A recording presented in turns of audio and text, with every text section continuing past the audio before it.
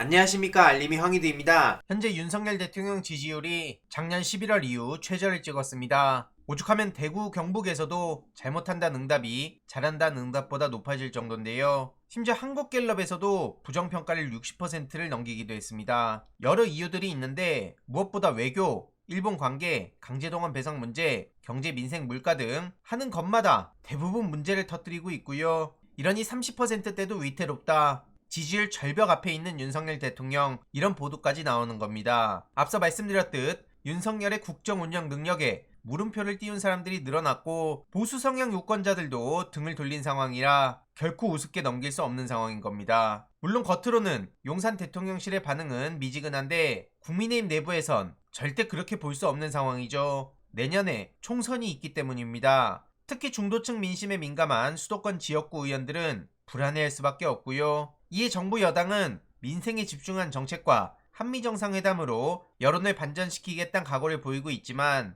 해당 소식을 접한 시민들은 지금 저 지지율도 납득하기 어렵다. 도대체 누가 지지하는지 모르겠다. 이런 반응들을 보이고 있습니다. 심지어 최근 또 야당에 휘말렸다며 국민의힘이 한숨을 쉬었다고 하는데요. 여당 지지율을 추락시킨 세 가지 이유가 하나는 일본 언론에 휘청거리는 거, 둘째는 일본 교과서 논란, 셋째는 안보라인 교체 논란인데 이런 여러 악재와 미숙한 대응이 겹쳐서 국민의힘은 멘붕이 온 상황이고요. 이걸 또 종북 프레임으로 화제 전환을 시도하려고 심지어 국민의힘 공식 계정에선 저런 것까지 올리고 있지만 오히려 반응은 싸늘하기만 합니다. 계속 말씀드리지만 광우병이랑 엮는 이유도 또 과거를 저렇게 슬슬 세탁시키려 하는 건데요. 이런 와중에 윤석열 대통령은 50년지기 김성환과 밤 10시까지 환송회를 했다고 합니다. 그러더니 국립외교원장에는 박철희 소장을 임명했다고 하는데 여러 논란에 휩싸였던 사람이기도 하죠. 한쪽엔 김태호도 있고 저런 박철희 같은 사람도 있고 나라가 어떻게 돌아가는 건가 싶습니다.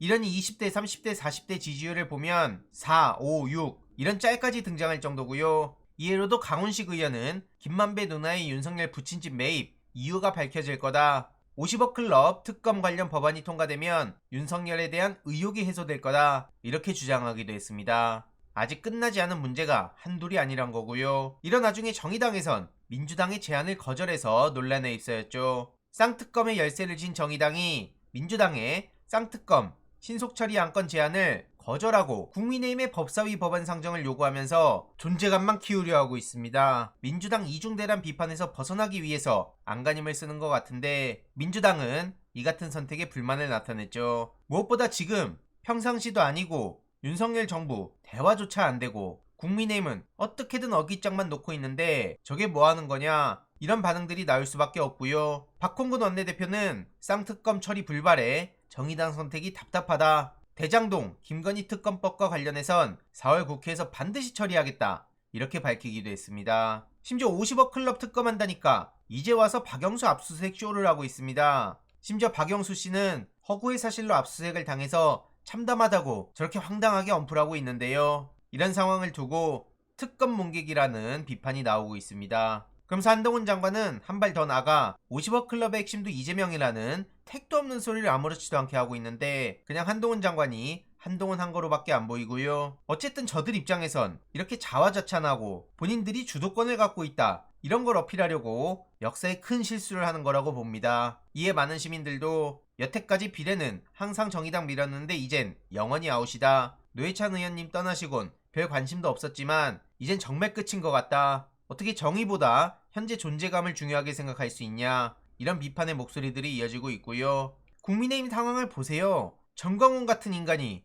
홍준표 대구시장을 향해 강하게 비난을 퍼붓기도 하는데 광화문 운동하지 않았다면 정권 교체가 됐겠냐며 정광훈 씨는 또 본인의 존재감을 키우려 하고 있습니다. 홍준표 이 자식이 어디라고, 대한민국이 네가 밥 먹고 사는 도구인 줄 아냐, 이런 얘기까지 하며 내년 4월 10일 선거에서 공천 주지 마라, 다 잘라버려라, 이런 발언까지 합니다. 저게 어떻게 목사입니까? 심지어 천하람 씨는 정광훈이 몇만 표를 좌지우지한다, 이런 얘기까지 하는데 이래놓고 국민의힘이 지지율에 불안해한다는 게 상식적으로 납득이나 갑니까? 당연히 이에 대해서도 엄청난 비판이 이어지고 있고요. 종교가 정치에 끼면 나라가 망한다 했는데 저런 사이비들 때문에 나라가 위기로 가는구나. 천공에 건진에 정강훈까지, 사실 이외로도 신천지도 있죠. 정말 끔찍할 따름입니다. 이후로도 주 69시간제 관련해선 당정대에서 수습을 나선다더니 6,000명 노동자 목소리를 듣겠다. 69시간제를 멈추는 게 아니라 한 발 더 나가 6,000명의 설문조사와 심층 인터뷰를 한다고 합니다. 한마디로 멈추지 않겠다는 건데 말로는 저렇게 2030 세대가 지지할 수 있는 대안을 도출한다고 하니 얼마나 기가 막힌 상황입니까? 아무튼 이런 황당한 소식들이 계속 쏟아지고 있는데요. 추가적인 소식 계속 전해드리도록 하겠습니다. 이번 내용도 유익했다면 구독, 좋아요, 알림 설정, 멤버십 가입 정말 큰 힘이 된다는 점 말씀드리고 싶습니다. 주위에 널리 공유 부탁드립니다.